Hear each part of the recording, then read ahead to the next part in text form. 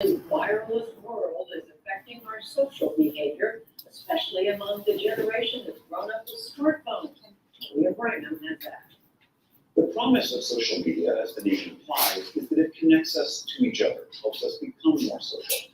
But according to a recent story in the Atlantic magazine, an increasing body of evidence shows that for many teenagers, greater use of social media means a far greater sense of isolation. According to the piece, teenagers now spend less time in the company of their friends, they date less, have less sex, and get less sleep than earlier generations. And with this growing isolation comes a rise in cyberbullying, feelings of being left out, and higher rates of depression and suicide. The piece is called "Has the Smartphone Destroyed a Generation?" and it's written by author and professor of psychology, Jean Piney. She joins me now from San Diego. Welcome to the NewsHour. Thank you. So briefly, would you just please lay out the case that you're making in this piece that smartphones and social media have this very detrimental effect on a younger generation? I've done work on generational differences for a long time. And around 2011 or 2012, I started to see some negative signs in the data. More depression, more anxiety, the suicide rate was starting to go up again. And I realized that these are some sudden big changes, very rare to see such sudden changes in this type of work.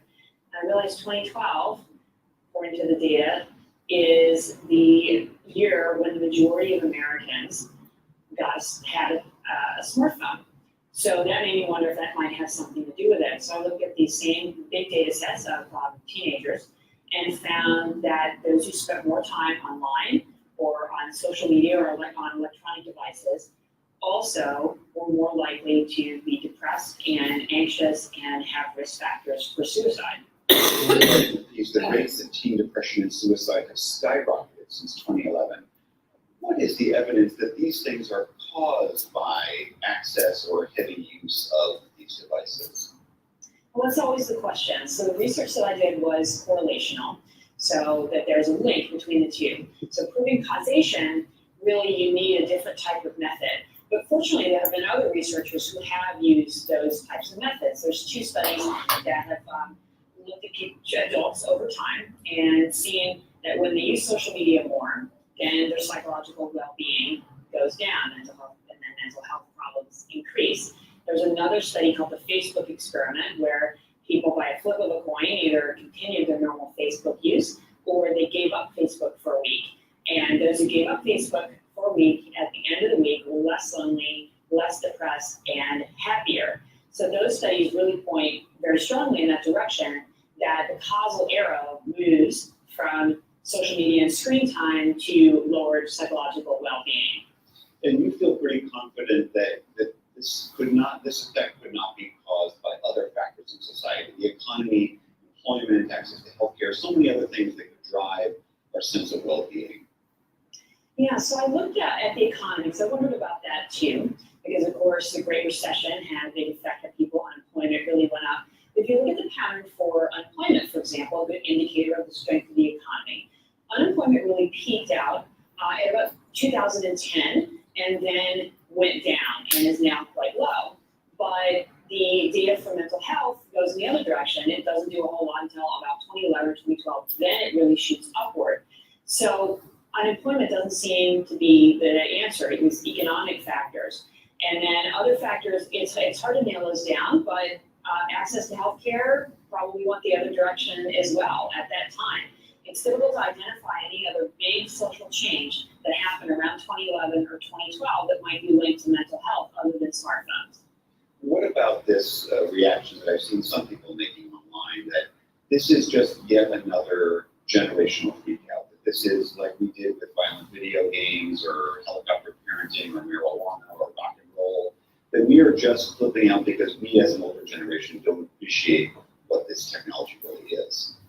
Well, as a generations researcher, I've of course heard this argument before. Oh, it's just old people complaining about the young generation. Doesn't that always happen? I've always found that argument confusing, because I don't care what older people say. I'm more interested in what young people say now compared to what young people said 10 years ago or 20 years ago. So comparing the generations at the same age and really listening to young people and what they're experiencing and what they're feeling. So I'm not really sure that argument is relevant. Some of the things that you do cite, driving less, drinking less, not getting killed as often in cars, not getting as pregnant as often, those don't sound necessarily like terribly bad things to me as a parent. They're not. So this trend is growing up slowly. The things you mentioned about driving, also working less, less likely to have sex, get pregnant as teenagers, less likely to drive. These are trade-offs. So 18-year-olds now look more like 15-year-olds did just 5 to 10 years ago. So teens are growing up more slowly. The activities that adults do and children don't, they're just less likely to do those things. Some of those people might identify as being a really good trend, like fewer teenagers having sex and getting pregnant. Others are, I don't know, either one. Driving less, working less. It's not really a matter of is this good or is this bad. It's that all of these trends come together with them growing up more slowly, taking longer to take on the roles, both the responsibilities and the pleasures of adulthood. Your piece also says that some of the more negative effects fall harder on girls than on boys. I'm curious why you think that is. Yeah, so a lot of the mental health trends are more acute for girls than boys. The increases have been much larger for girls than for boys. And my best guess is that's because girls spend more time with their smartphones and more time on social media. And their interactions on social media are often more negative. So that might be one of the reasons why that mental health trend is more negative for girls. Last question. If you were advising a parent who is trying to figure out a good mix of allowing their child to have this technology but try to moderate it in some way, what kind of advice would you give them? Well, I think first off, getting your teen a smartphone as long as you can. 6th grade is very common now, even 4th grade. I have a 4th grader, becoming a 5th grader. She said half of the kids in her class have a phone. The mental health effects are stronger for the younger kids, so put that off. And if you feel like they need it for taking the bus, get them a flip phone. Once they have that smartphone, there are apps where you can regulate how many hours a day they use that phone, and if they're using it at night, so we want them to get a good night's sleep. And we found that an hour and a half a day of use doesn't seem to have any negative mental health effects, but 2 hours and beyond, that's where you start to see the effects. And most teens are on their phones a lot more than 2 hours a day. All right, Jean Twain, really, really provocative piece in the Atlantic magazine. Thank you so much for being here. Thank you.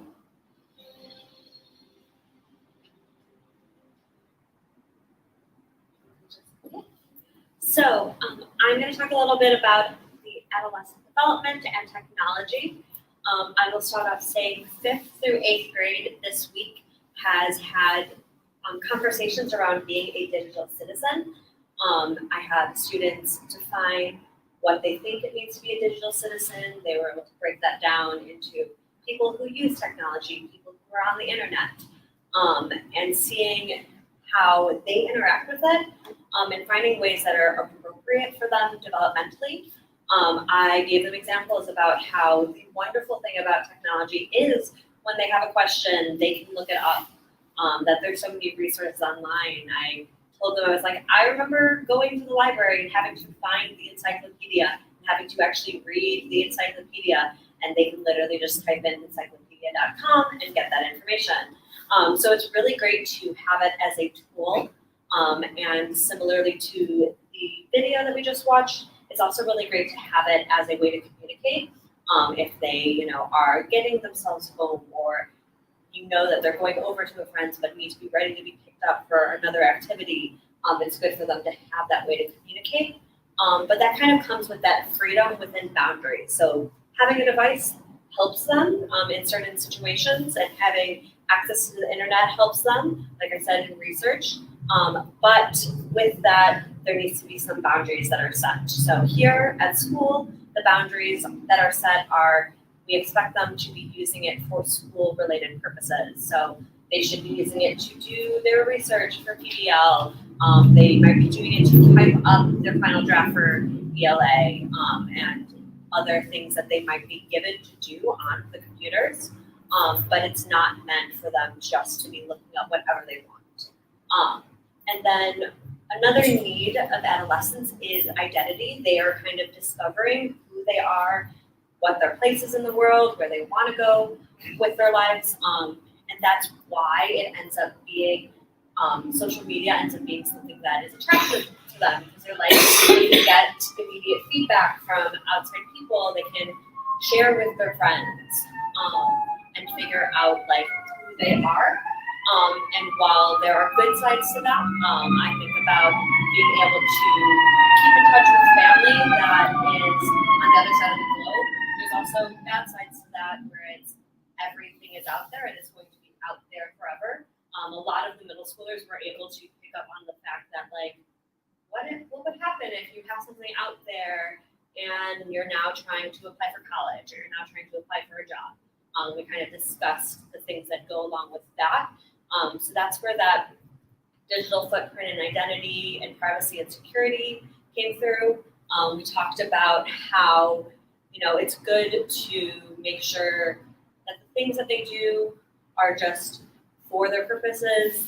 A lot of them talked about like not making general statements about things that, or share their opinions that they might not have years from now. I asked them to think about things they thought about school in first grade and how that's probably changed now that they're in seventh grade. And they're able to look at those things and be able to see that, yes, opinions change as they learn more. They are allowed to make those changes. But if you put something on the internet, it's always going to be there no matter how much you refute that, like, I changed my opinion on this. And then executive function, definitely a big part of adolescent development, learning those skills of how to manage their time, about how to organize their things. And technology is really great for that. I love Google Calendar. It is my favorite thing to put all of the things I need to do on it. If I remember that, like, I need to take care of something in my home at the end of the day, and I remember it at like noon, I put it in my phone as a reminder by 5 p.m. when I know I'll be home. So there are really great things with that. Like we just talked within our middle school PBL team about setting Google Calendar dates to send out to all of the students for due dates for particular parts of their projects. And so that's a really great way to kind of help them stay organized and develop those tools. But also, we don't want them to rely on them. So still explaining, this is the reason we're doing it. That's why we have physical planners for them as well, because we want them to be able to write those things down and be able to do that on their own. And then independence and interdependence, connecting with identity. Students want to be independent. They want to be able to try things on their own and do things on their own. But they have to remember there's responsibility that goes along with that. And interdependence, just how they relate with one another. Social life is a very big deal to adolescents because they want their friends to like them. They want to have a solid friend group. They want to have people they can rely on. But the caveat when we see technology is that things that come into play could be cyberbullying and digital drama and hate speech. And something I talk to the middle schoolers about a lot. For those of you that have older students, the presentation was also shared out with upper school to share with students as well. But something the students talked about was like, it could ruin relationships with friends if you make an offhanded comment somewhere, or you could start things that then, if it's then brought into school, even if it happened outside of school, it's going to impact their learning in the school building. And hate speech and other things that they might say. I had serious talks with all the students about how there are legal ramifications for some of the things that they might say. So it's important to be careful with what they do and know where those hard lines are drawn. And that goes along with appropriate technology use. So if they are using a school device, we expect them to respect those materials, just like we ask them to respect the space in the school building, and being able to use that properly. But also appropriate technology use looks at that, like, when is the proper time to be on these things? I gave students the example of, like, I also like scrolling through social media in my free time, but as a teacher and also as a graduate student, I'm like, I need to take this break to just have time for myself, or I need to take this break to do this homework assignment. And so knowing that there's this time and place when students are allowed to use technology and when they should use technology in their life. So hopefully by continuing to make sure that they are looking at technology as this tool that can help with things and not this crutch, and just starting that conversation and having that narrative will hopefully help technology not be something that impairs their adolescent development.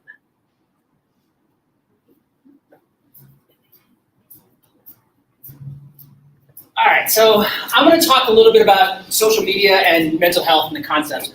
For those of you who go way back, I gave a talk on social media about 5 years ago here, right down the hallway there. And some things are going to be repeated, but some things are dramatically different. And so I want to talk a little bit about what that means. And ultimately what I want to do is I want to focus on two types of social media. There's what we would call curated social media, and there's what we call in-the-moment social media. And the difference between the two. Both have pluses and minuses. Both have ways in which you as a parent can think about how to talk with your child about it. And so I'm gonna start with curated and then talk a little bit about in the moment, just to give you a sense of kind of how they differ and how our kids are changing over the course of the last 25 minutes, basically. So let's start off here with Instagram. Instagram is curated social media. Let me first start by talking a little bit about Picture Day. What did Picture Day about a month ago or something? Picture Day here in the upper school on the 4th floor. I have my office right outside. And at around 9:20 in the morning, class started at 9, a bunch of teachers were like, my kids are in the room. And so we walked out and realized most of the students were in the bathroom getting themselves ready for Picture Day. For that going on, and it was probably like a clown car out of the bathroom, like 15 people walking out of the bathroom, and it's one of the and it was because it was about that curation. This is going to be my picture. I have to look absolutely perfect, and I talked, and immediately I was like, where is this coming from? And the kids were looking at me like, how could you not think this is normal? This is exactly how things work. And so what that sort of sparked in me was this, sort of reminder of the way in which teenagers, specifically adolescents, think about image so much more than we think about image, which is a lot in the adult world. So it's not as if adults never think about it. It's not just about that. It's not the fact that adults think about it a lot. Kids think about it more. And one of the reasons is that they have this in their pockets. Instagram is, when I first talked about this, Instagram was kind of on the rise. Instagram is now kind of the old guard, so to speak, when it comes to social media. So the younger the student, the less they probably think about Instagram, but it does still play a role in kids' lives, and it does still pop up periodically. If you didn't know, Instagram is owned by Facebook. So even though no person under the age of 25 or 30 these days goes on Facebook, Facebook still has a connection to social media. So the thing about Instagram, and this is the case for any social media, I'm using Instagram as the example, but any social media that relies upon things like photo sharing. Because ultimately, in the same way that you or your child in the morning gets up and decides, what am I going to wear as a shirt, pants, shoes, Instagram is like doing that on steroids. Everything is about the projection of the image. And so when we talk about the impact on teenagers' lives, we already know teenagers are always thinking about how they look. They're always comparing themselves to how others look. They're very heightened in terms of the way they think about themselves. And these pieces are something that they rarely think about the curation that goes into them when they are looking at others' Instagrams. Or, like I said, any social media that's static or curated. And so the challenge with talking with your child about this is to help them understand that these pictures are incredibly, this is, you guys have probably been out and seen this, where someone is doing a picture against some semi-famous wall, and look at this, and then there's like 8 pictures being taken, and then the one thing. this and then go down like this. Don't make sure you get there. All of those things that happens when people are taking pictures. The key is when anybody is looking at those things don't go through their mind. What were the steps that went into this? Especially when kids look at it, they rarely think about the process of the creation. One of the things that I taught for a very long time was I taught media studies for a long time, and we talked a lot about Marshall McLuhan and the medium and the message and those pieces. He wrote a lot about this in the 60s, back about how when you're inside an environment, you don't think about the creation of that environment. So thinking about media is asking fish to think about water. You don't think about it because it surrounds you all the time. So when you talk about these pieces, it's really important to get children to step outside of the environment and to talk with them about how do you think they made that? What were the steps that went into creating it? What are they trying to say with that? Because it's really hard. Oftentimes we as humans tend to process words very well, but we don't always process images in the same way. We tend to accept images less critically. So we'll see this, and we'll create a message in our brains. We'll use all the signs and signifiers that go in semiotics. We'll use all the signs and signifiers to figure out, oh, this person is, we tell a story, but we rarely attack that story in our brains or even question that story. So it's really important when you're talking with your child about any social media that involves curated messages, that you're asking your child to deconstruct it. Talking with them, and it's not about, one of the easiest ways to approach it is not necessarily to say this is good, this is bad, but asking questions about, well, how do you think they made that? How do you think they created that? What steps went into making that? What do you think they're trying to say by that? And kids will very quickly pick up on this. And it's not that they can't figure that out, it's that sometimes you just need to verbalize it to understand. So helping them to verbalize it and understand it is always a good thing. So when we're thinking about these types of static pieces, it's really important to think about that. And then if we go to the next one here, I'll show you just to give you a sense of in the video they talked about it affecting girls. This does affect girls especially highly. This is a little bit of an old number, but it's still about the same. 40% of girls who spend more than 5 hours a day on social media show signs of depression. Now, once again, correlation, causation, we don't know necessarily, but the impact on girls is especially high when it comes to this. But on the positive side, you'll notice this. Girls who have high social media use, but also have a high level of face-to-face interaction, show much fewer of the symptoms of depression. So being able to supplement and or overtake the amount of time they're spending on social media with in-person time actually helps negate that impact of social media. So it's very, very, very, this is one of the reasons why when we're talking about policies in the high school and the middle school is that we just don't have phones. Because any time face-to-face that's solely face-to-face helps fight against the social media time. So keep in mind that these all or nothing questions I tend to skirt, even though I was a tech person, now I'm kind of an anti-tech person in some ways. I would say though, much like what they said in the video, if you're choosing to allow your child to do that, make sure that it is supplemented and or offset with in-person time. In-person time has a dramatic impact on students' ability to think about themselves in a positive way. So that's just a quick note. So that's from when it comes to this kind of piece. Now the other side of things is TikTok, and this is where the things have changed pretty dramatically. When I first gave this presentation, I just looked up the date, September of 2017. That was the same month that TikTok debuted in the United States.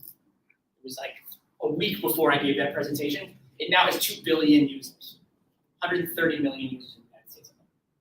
So this company has very quickly, ByteDance, the company that produces TikTok, it's very quickly become one of the most influential companies in the world, let alone in the United States.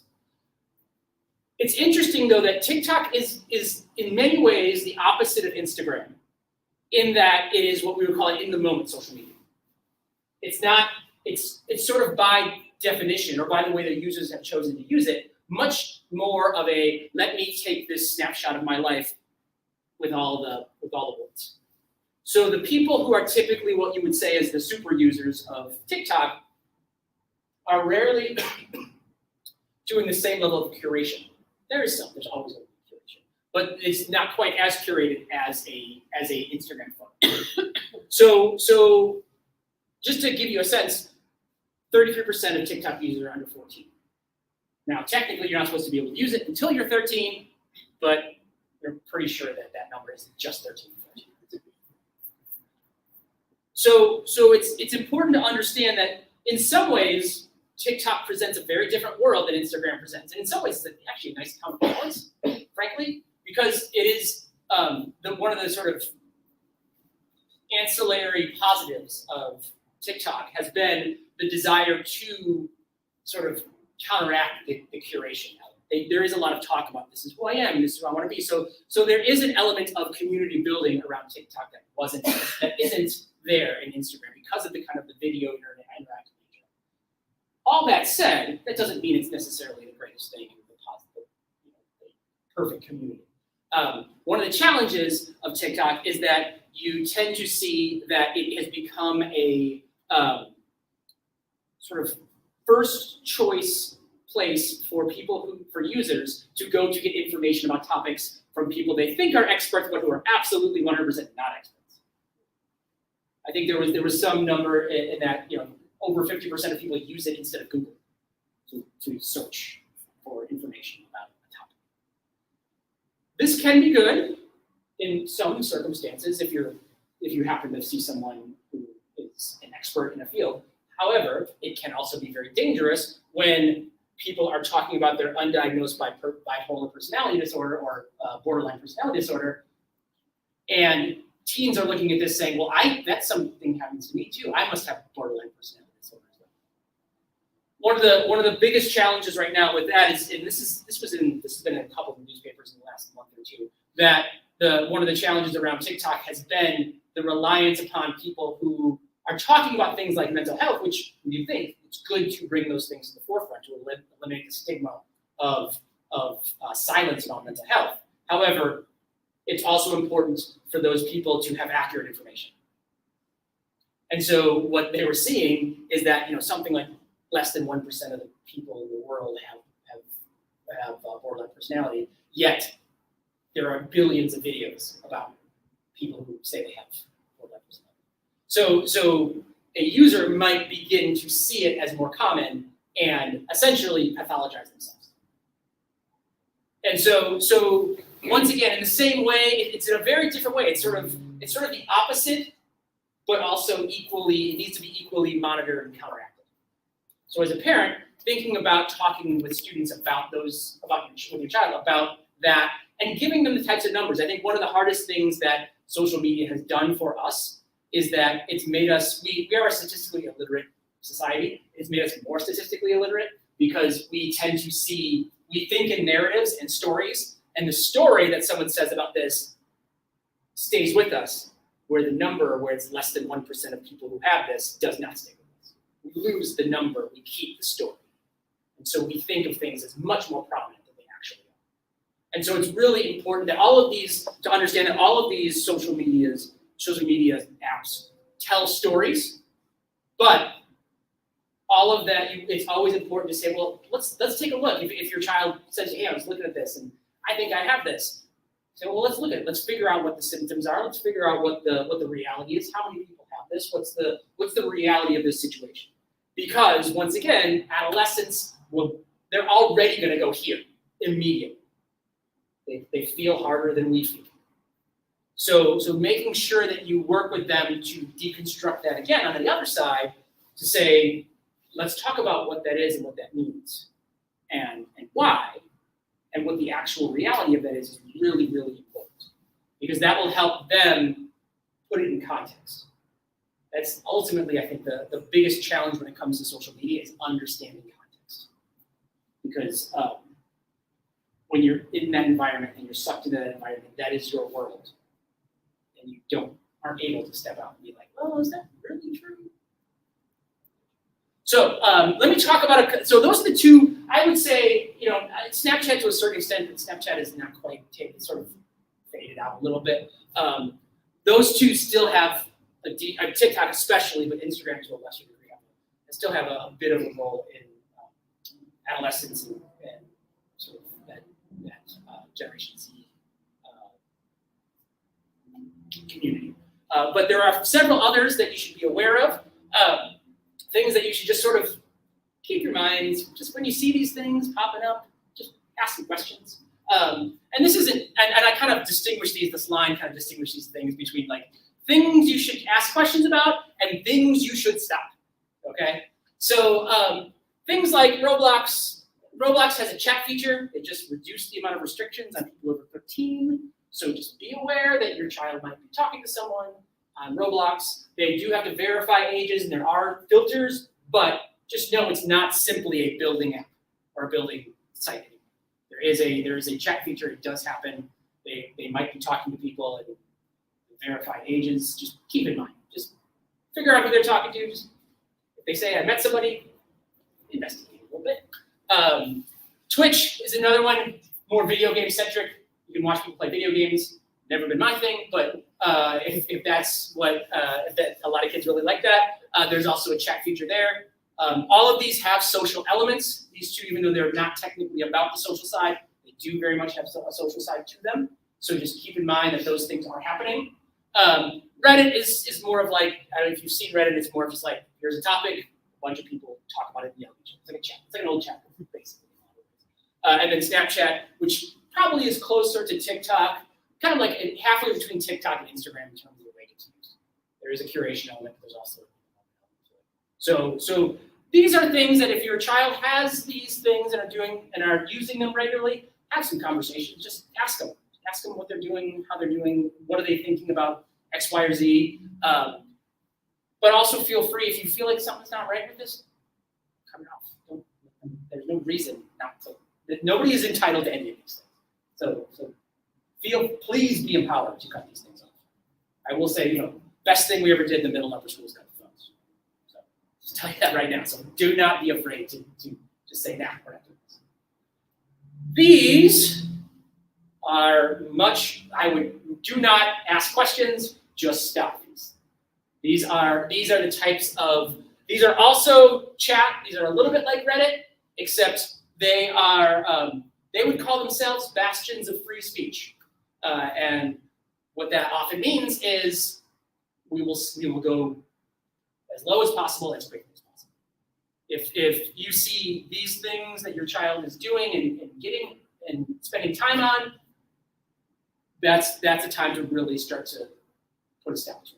Because often, I unfortunately, for my previous role, I have had to spend some time here. They are not fun places to be. They are not fun places to monitor. They are not kind places. They are not child-friendly places. They're not adult-friendly places, frankly. And they are just the types of sites that, through all of them, typically have a level of anonymity, and that anonymity breeds all sorts of behavior.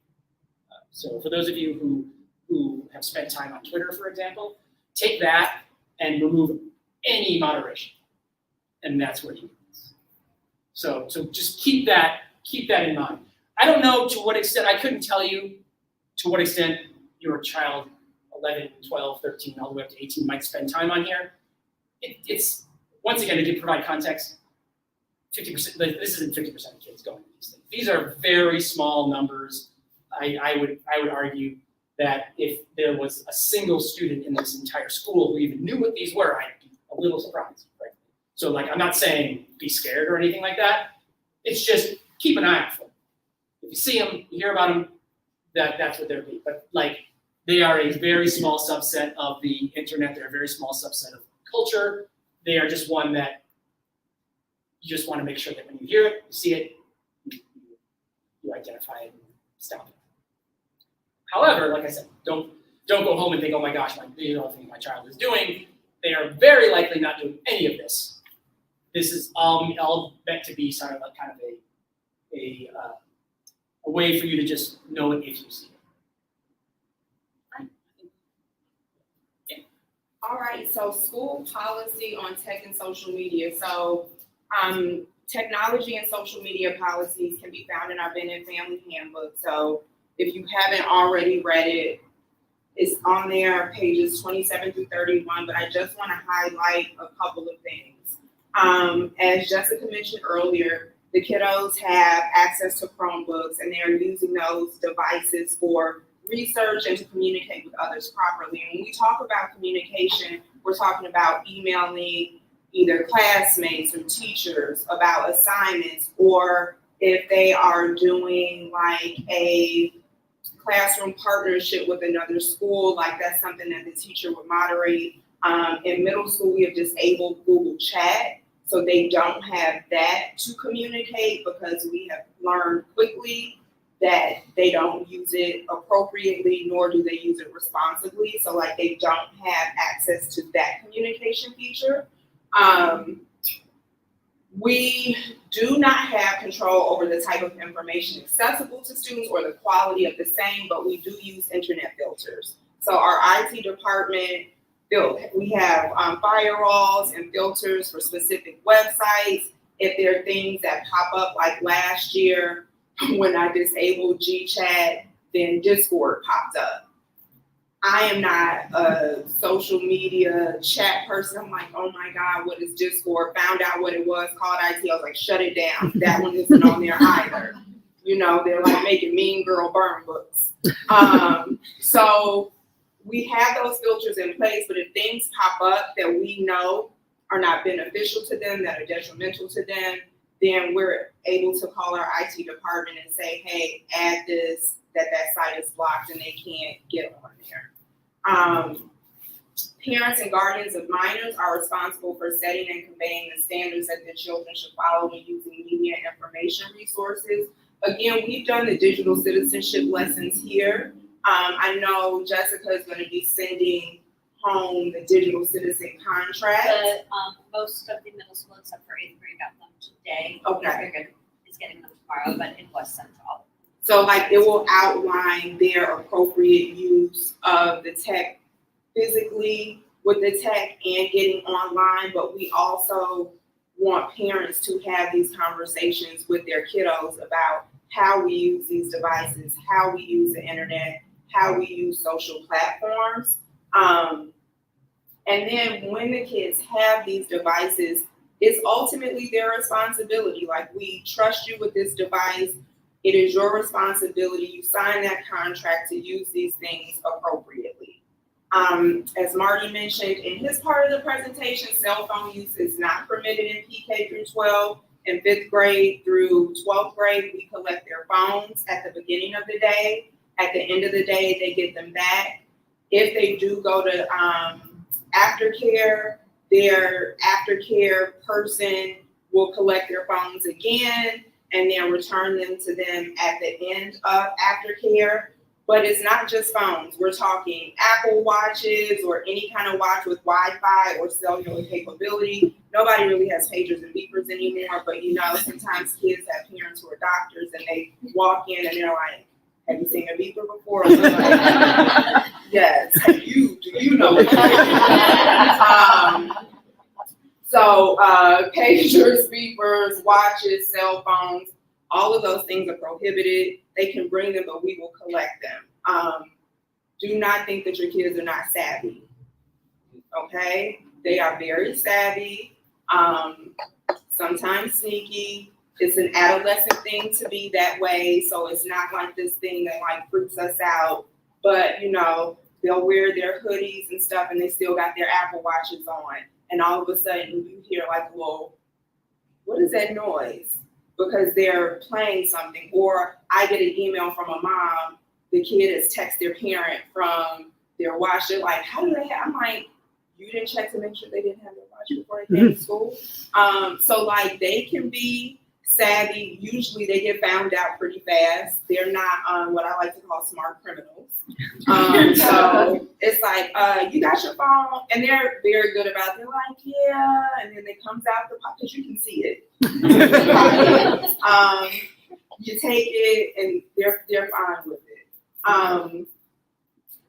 Students and families are ultimately responsible for their conduct on social media and the internet. Bennett Day School asserts no responsibility for monitoring student or parent conduct online outside of its obligations under the harassment, bullying, and hazing policy, which you can find on pages 38 through 40. So a lot of times, and this is where your parenting comes into play, they don't have the phones here, but they have them at night, right? And if they're not family contracts or rules about that use and what they can and cannot be on, that is going to be the time where that inappropriate communication we don't let them do during the day, they're going to do at night. They will be up all night. You might be able to walk into their rooms at any point in the night and their little sheets are like TPs and it's blown because they're either on the phone, a tablet. I mean, I have some kiddos currently who are up till 2, 3 in the morning gaming. That's one of the things to keep aware too. If your kids are into gaming, some of those games have chat features. So like when you think about Call of Duty, there are adults that play that game and there are children that play that game and they are having conversation. And any given time, like say for instance, lunch with upper school kids, OMG, the conversations, because they're very video game-like and they are, explicit sometimes. That's not who these kids are as people, but that's what they're exposed to in these games. And for adolescents, it's really hard to separate fantasy from reality and think, for them understanding like these are two separate things. They don't coexist in this space. So it's really, really important that families have parental controls. If you have like Xfinity, you can shut off your Wi-Fi from your phone and it's like a no phone zone after 7 p.m., whatever the case may be. Also, like if you are giving your kiddos phones, when you take them at night, scroll.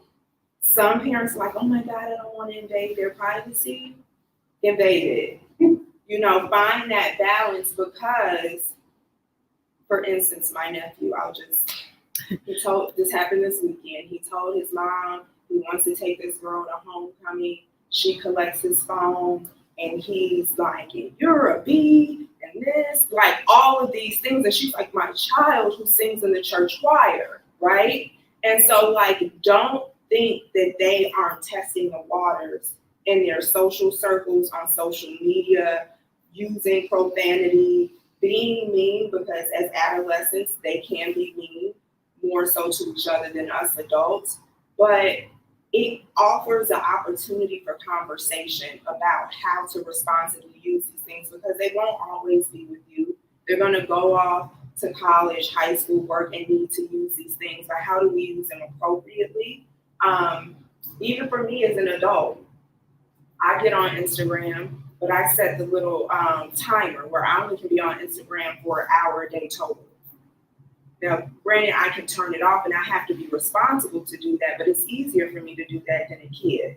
And it's like, that's my screen time for the day.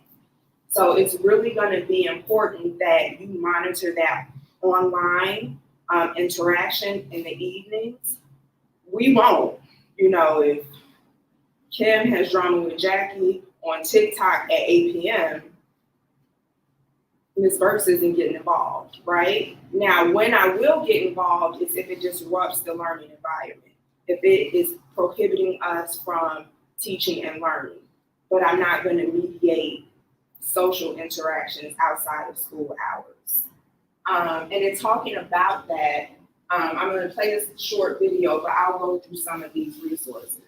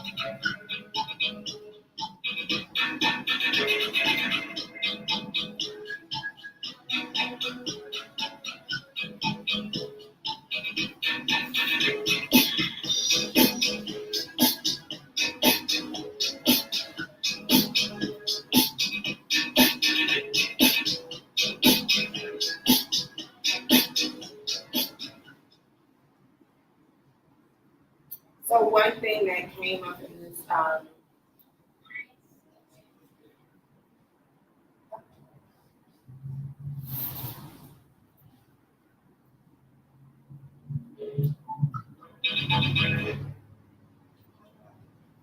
clearly I'm not a tech person. Two of the things that came up in there were YouTube and Minecraft. One thing I want to say about YouTube, there's YouTube and there's YouTube Kids. If you allow your kiddos to get on YouTube, please make sure it's YouTube Kids. Dealing with my nephew, I went down like a YouTube rabbit hole and I was like, oh my God.